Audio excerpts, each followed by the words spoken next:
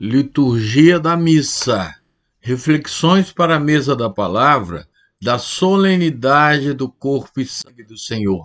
Corpus Christi. Nosso Deus é comida e bebida para todos. O Evangelho é de João, capítulo 6, versículos 51 a 58. Começamos com a nossa historinha. Houve uma grande estiagem naquele país, e as sementes se viram incapazes de brotar. A fome chegou de uma vez e invadia as casas, principalmente dos mais empobrecidos.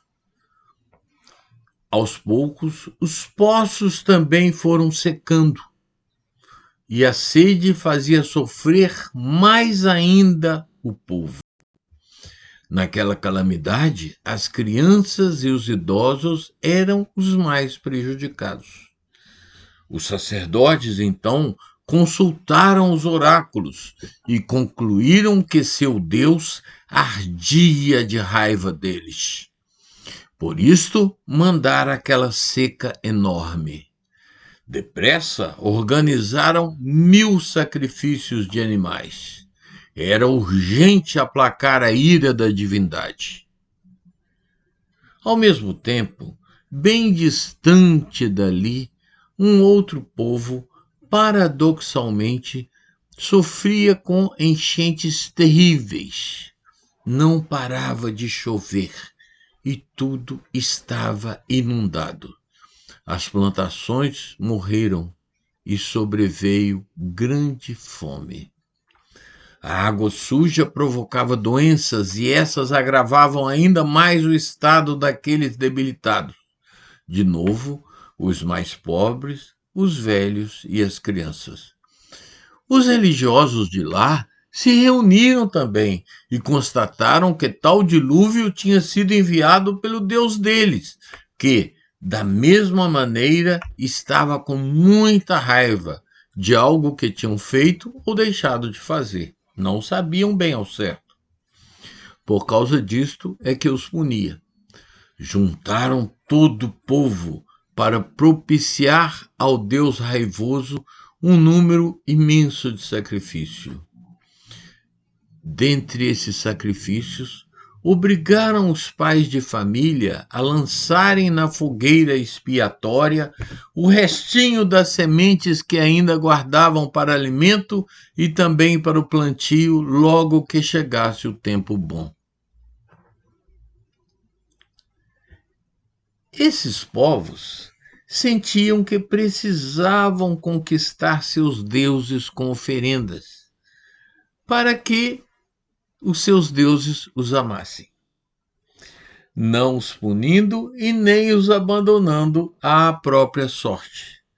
Fosse só isso, mas sabemos que em várias civilizações os sacrifícios não se restringiam aos animais, vegetais e nem aos flagelos físicos.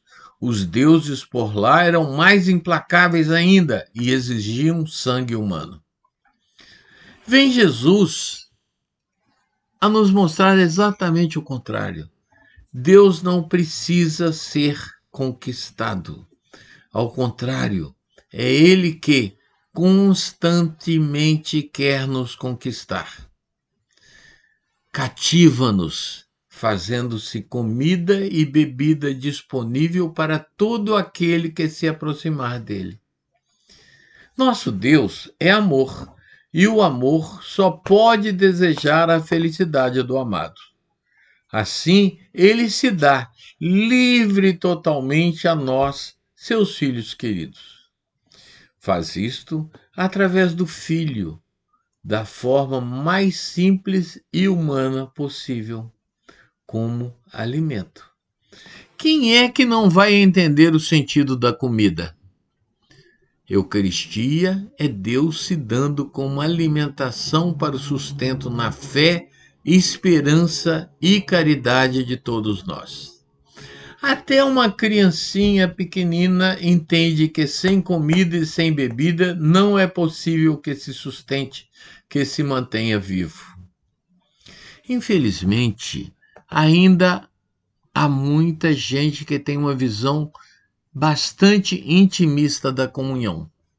Compreendem-na e tomam-na somente em sua dimensão vertical, ela e Deus.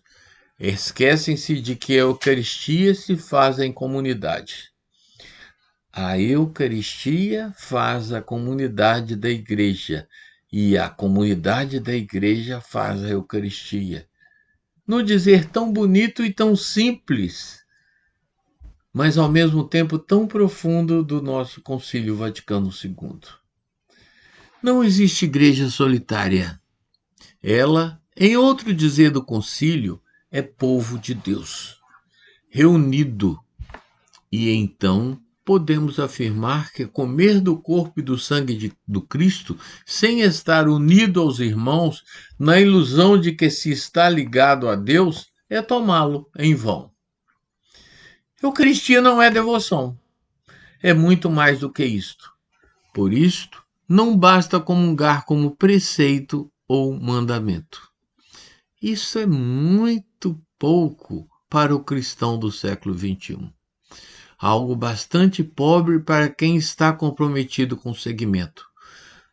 Comungar assim dá a impressão de que se toma algo pesado e que está se cumprindo uma obrigação somente. Nada mais equivocado, pois o corpo de Cristo é leve e sempre traz a alegria e a paz. E isto acontece mesmo em meio aos sofrimentos e tribulações.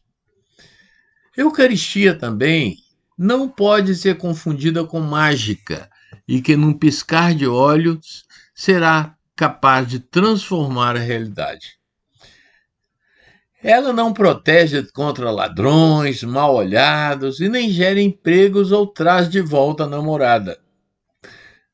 O que ela oferece é a força e a coragem necessárias para o trabalho e a luta na criação de um mundo mais solidário, pacífico e humano, onde não mais seja necessário proteger-se dos outros. Viver a Eucaristia é viver em comunidade, cuidando para que não haja ninguém descuidado ou mesmo abandonado em volta. É adquirir ânimo para a missão de fazer com que as estruturas do pecado possam ir se desintegrando e, em seu lugar, haja espaço e condições para que nasçam e se desenvolvam as estruturas do reino de serviço e bondade. Acostumados com a Eucaristia, acabamos por não nos dar conta do quão grande e poderosa ela é. Fôssemos mais conscientes da transformação que a comunhão é capaz de nos fazer, teríamos condições de criar um mundo bem mais humano, com muito mais justiça e paz.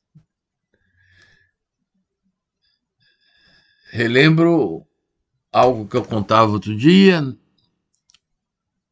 No auge de uma discussão com um ateu, um padre ouviu dele algo que o faz refletir há vários anos.